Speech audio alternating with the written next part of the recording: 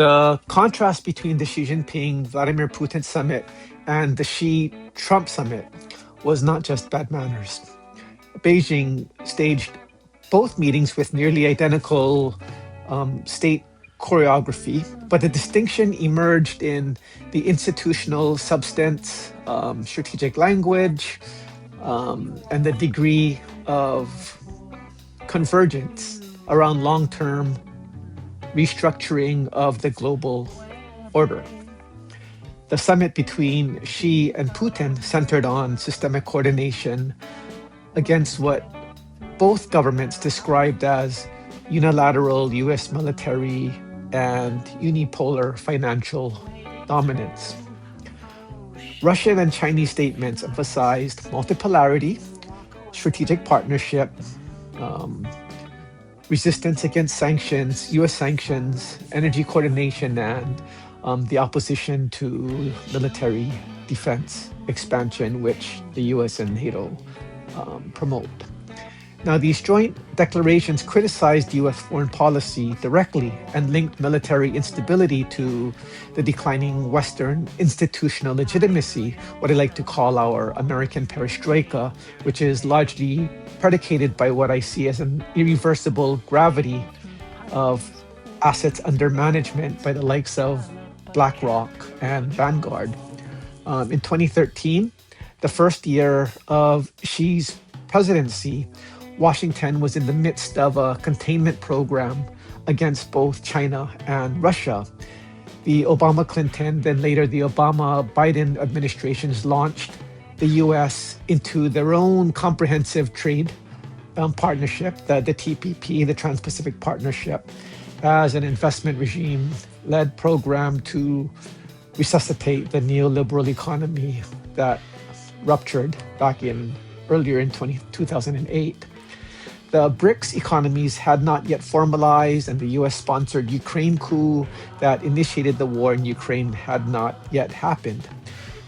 What was being challenged was the formation of three events: the Eurasian Economic Union, the EAEU, and the Belt and Road Initiative, the BRI, and regional integrations like the RCEP and BRICS, the Regional Comprehensive Economic Partnership.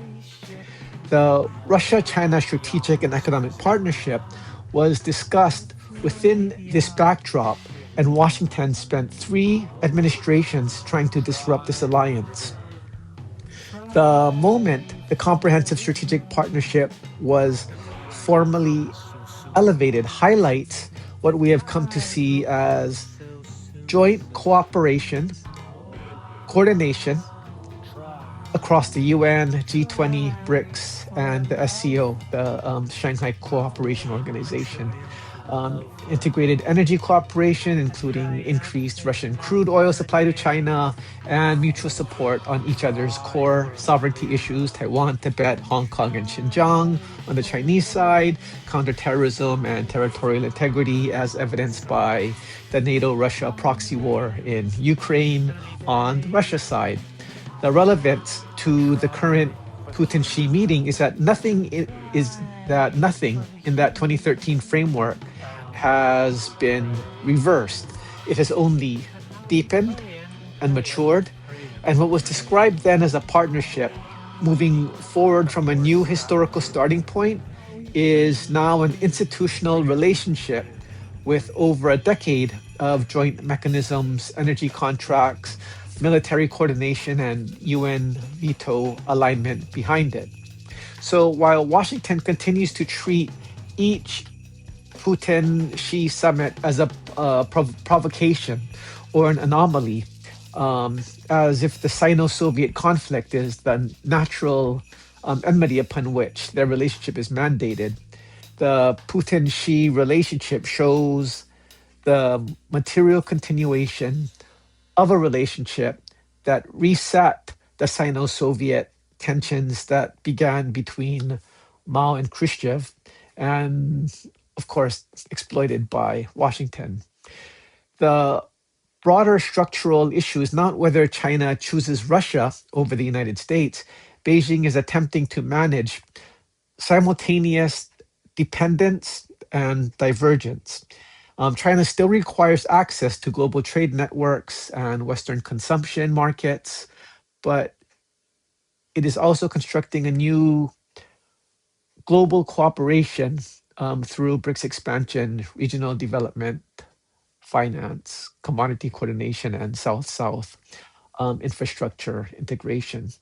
And even though we are mostly impatient to see the erosion of the petrodollar and the end of neoliberal primacy, the China Russia partnership reveals the patience necessary to attain multipolarity without collapsing the global trade system, which Washington seems intent on doing.